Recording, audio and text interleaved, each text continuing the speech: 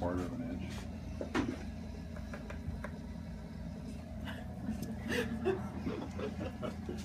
Dr. Oz.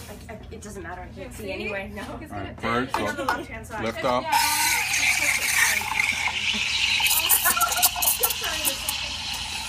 So I'm already up and rolling.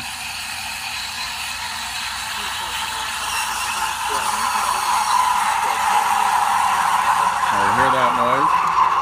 So I didn't keep, no, I broke the surface there at the end, but we'll just correct that a bit by tamping it down, swirling the milk. So I deliberately kept it as little as possible. I've got a couple of bubbles in that, but that's not. It's all about timing, right? You've got to.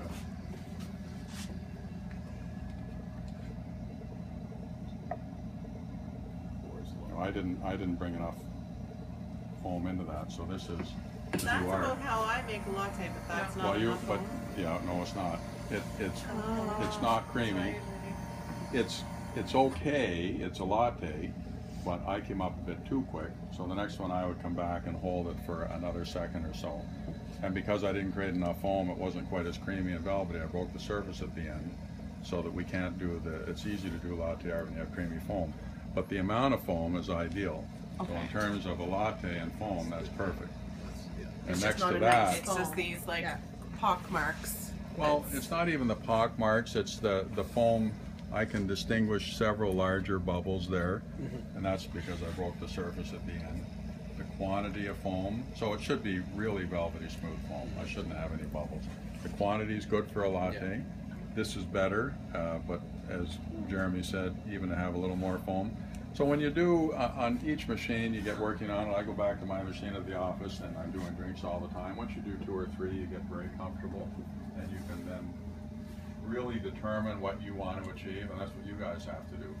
6, 7 seconds holding it just below the surface for a cappuccino. You lift up always for both and tilt it just to blend the bubbles, the blend to milk in with the foam. You want to make sure you do that so that you don't have the broader, bigger bubbles floating at the surface, and I had a couple of those at the end of that one, and I was able to knock them out. If you want to drink it smooth, and the crema on all of those was really well prepared with the coffee, and so then it comes to the surface, and it looks good. They don't look good now, they're sat in the It did look pretty. So you've done all the steps, you've done all the thing, and you're just in the you're just heating your milk, and that thing starts screaming at you. But you've got it too deep into the milk. No, you've got to drop the pitcher. I had it, and when you don't foam enough at the top, like I didn't for this one quite as much as I should have, and I lifted it up, in other words, a bit too quick. It was louder on that 4th one I did than on all the others. Because you didn't let enough air in at the beginning. That, and I had it a little too close to the bottom. So you just, the first 2 I did, someone said it looked so effortless, but when you do them over, I mean, you pick up and then you got to readjust as you go, and after you do several in a row. I mean, when you're doing 30, 40, 50 drinks a day, and you're doing it right, you'll get really good at it. The key is to start getting it right. A day, yeah. That's 2 hours. We're like on fire and it's great, and then there's days when you're like, I can't make it back to 6. I was trying to be a little, you told me how many you did yesterday, to be polite, to give you an idea of what. But if you, you really want to experiment on the keys that I told you, do not let your wand break the surface. Do not keep it too deep. If you keep it deep, you'll have the jet engine roar.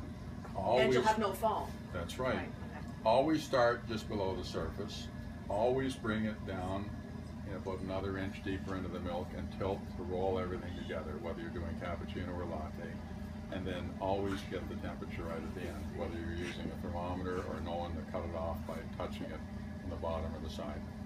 But so I was telling the girls when I was unofficially telling them that they should always be able to see the little line on the thing, just because then if it was too, that's why she asked, if it would be too close to the bottom and you couldn't see it anymore. That's probably not bad, because that's about, it's a little more than an inch, probably close to 1.5 inches. Yeah, so you're not going to bury that line. Yeah, no, and then you're getting too deep if you're burying the line. So if you, that's probably good, and it would work based on how long that tip is from the line. It's hearing, like you should be able to foam milk with a blindfold on. because it's the sound is what determines. Just like when you watch visually and see the stream of coffee, you know whether the grind's right or not. With the milk foaming, it's the sound. You know when the sound's off. And you can tell that I find that you can tell when the milk is done, right? Because it sounds different than when you start. That's right. Right? That's I'm right. crazy then. All right. So what we'll do now? We'll do two more double shots, and then two different people will do the milk at the end to make the cappuccino. I'm sure.